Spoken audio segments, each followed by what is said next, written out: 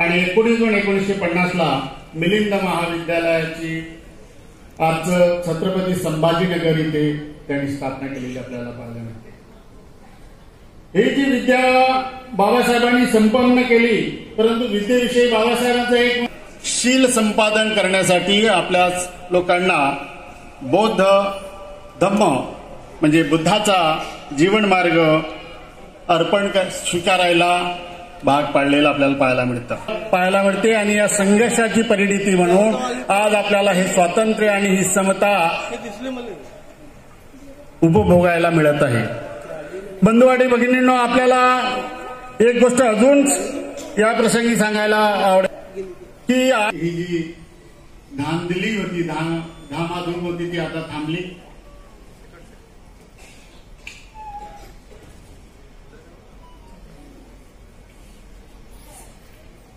26 आणि 27 October 1954 schedule caste फेडरेशनच्या हयात असताना सुद्धा बाबासाहेबांचे जे सहकारी कर्मचारी आहेत, त्यांचे जे राजकीय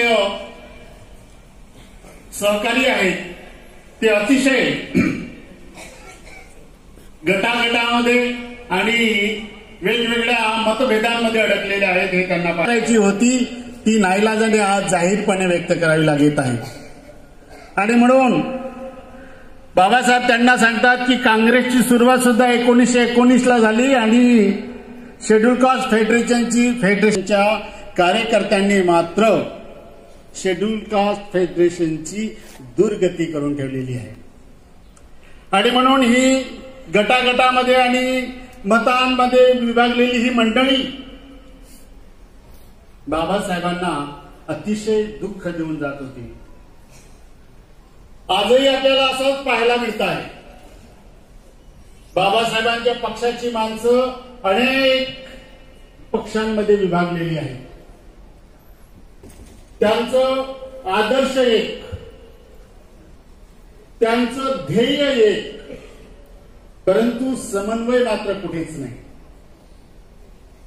प्रत्येक माणसाला बाबासाहेबांनी अतिशय सुंदर सांगितलेलं आहे शेड्यूल कास्ट फेडरेशनच्या बाबतीमध्ये, त्या अधिवेशनामध्ये मते जी काही निवड सर्वानुमते जो काही निर्णय झाला आहे, त्या निर्णयालाच मान्य करत नाही। आपल्या संघटना आणि संस्थांची ही दुर्गती आहे की समूहाने एकत्रपणे निर्णय घेतला गेला असला तरी त्या समूहाच्या निर्णयाला मान्य न करणे आणि माझ्या मताप्रमाणेच माझ्याच सल्ल्याप्रमाणे सगळं झालं पाहिजे यासाठी दुराग्रही असते। ही आपल्या राजकीय चळवळींची दुर्दशा आहे, आपल्या राजकीय पक्षांची दुर्दशा आहे। त्यासोबतच आपण पाहतो की बाबासाहेब एक धुरंधर राजकारणी म्हणूनही या भारताच्या क्षितिजावर उभे ठाकलेले आहेत। परंतु बाबासाहेबांचं वैशिष्ट्य म्हणजे काय, तर बाबासाहेब अतिशय शुद्ध नैतिकतेचे व्यक्तिमत्व असल्याने त्यांना कुणीही या देशामध्ये हात लावू शकलेला नाही। बाबासाहेब स्वतःच म्हणतात, या देशामध्ये माझी विविध तऱ्हेने निंदा नालस्ती केली जात असेल तरी देखील मात्र या संपूर्ण भारत देशामध्ये माझ्या चारित्र्यावर कोणी ब्र शब्द काढेल असा व्यक्ती कोणीही माझ्या पुढे उभा राहू शकत नाही। बाबासाहेबांना आपल्या स्वतःच्या व्यक्तिमत्वाबद्दल एवढा आत्मविश्वास होता। आणि आज आपण बघतो की बाबासाहेबांच्या मताचं राजकारण करणारी, बाबासाहेबांच्या विचाराची राजकारण करणारी माणसं अनेक तऱ्हेच्या अनैतिक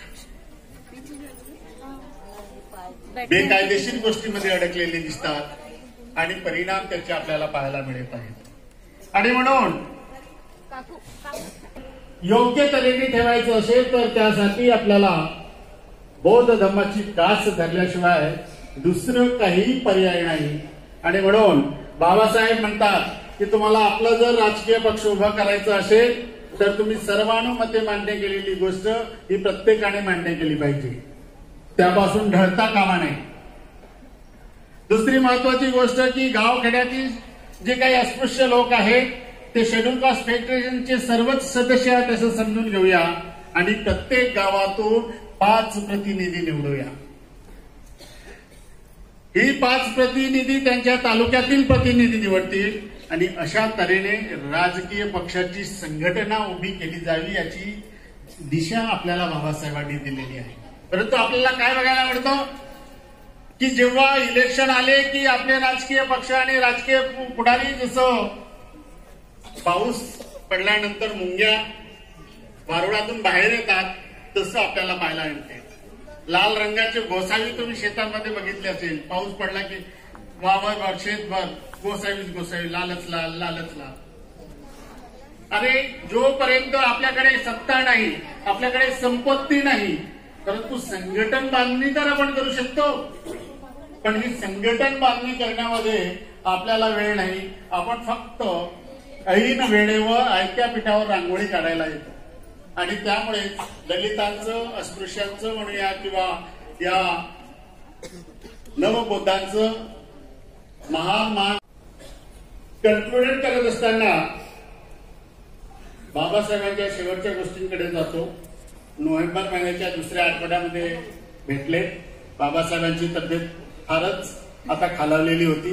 डायबेटीजने त्यांना पोखरून टाकलं होतं आणि बाबासाहेब अतिशय अशक्त झाले होते. परंतु 2500वी जयंती साजरी करत असताना भारत सरकारने काही बौद्ध भिक्षूंना भारत भ्रमण करण्याची संधी उपलब्ध करून दिली होती आणि त्यानिमित्ताने ओर्गेन संघरक्षित दिल्लीला आले होते. दिल्लीला जेव्हा संघरक्षित आले तेव्हा ते पूज्य बाबासाहेबांना भेटले.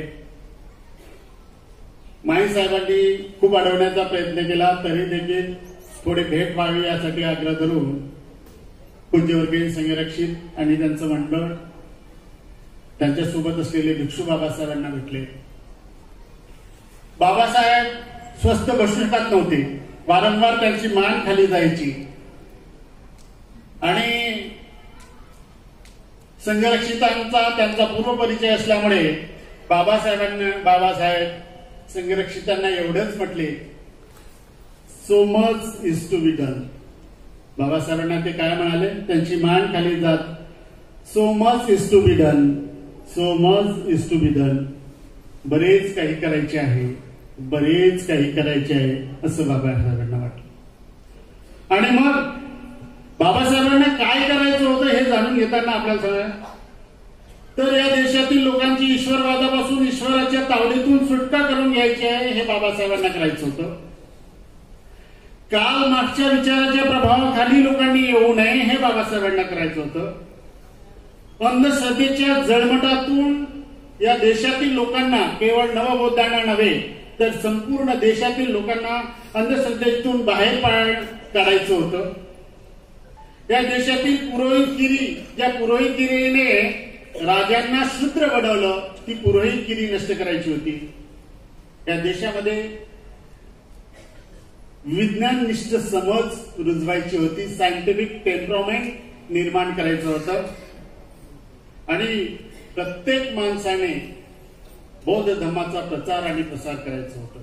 तर अशा तऱ्हेने बाबासाहेबांनी हे जे काही अनेक गोष्टी त्यांना करायच्या होत्या त्या त्यांनी केवळ अपूर्ण,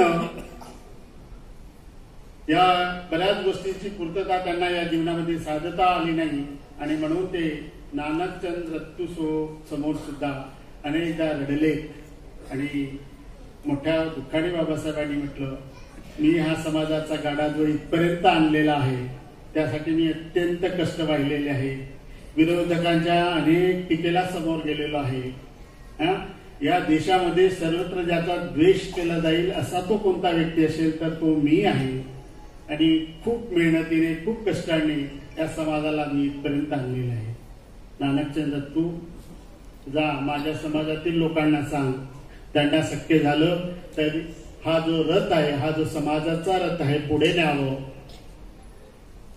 जर जमले नाही तर आहे तिथेच राहू देव, परंतु हा समाज रथ मागे आणू नये असं जा नानक माझ्या लोकांना जाऊन सांग, असं म्हणत बाबासाहेब रडत बसले. आज बाबासाहेबांना आपल्याला रडवायचं की बाबासाहेबांच्या उद्देशाची पूर्ती करायची, हे सर्व समंजस शाश्वतांनी आपणच ठरवायचं आहे. आणि बाबासाहेबांना आयुष्यातल्या महापरिनिर्वाण दिनी श्रद्धांजली अर्पण करीत असताना त्यांची ही स्वप्न जे भारत बौद्धमय करण्याचं होतं, हे जग धम्मराज्य बनवण्याचं होतं, या देशामध्ये समता सर्वदूरपर्यंत स्थापित करायचं होतं, ते स्वप्न साकार करण्यासाठी आपण अतिशय जिद्दीनं लढलो पाहिजे, संघर्षात राहिलो पाहिजे आणि त्याग केला पाहिजे. एवढं सांगून मी माझं हे लांबलेलं प्रबोधन इथे थांबवतो. आपण अतिशय ग्रहणशीलतेने, अतिशय श्रद्धाभावाने ऐकून घेतल्याबद्दल मी आपणा सर्वांचं खूप खूप धन्यवाद देतो, आभार मानतो. आणि शाक्यमुनी धम्म प्रचारक समिती नागपूर यांनी मला निमंत्रण दिलं, आपल्याशी हितगुज करता आलं. जे मला समजलं, बाबासाहेबांप्रती जी माझी श्रद्धा आहे ती मी तुमच्याशी शेअर केली. जे योग्य वाटलं ते तुम्ही घ्यावं, एवढं बोलून मी इथे थांबतो. जय भीम, नमो बुद्धाय.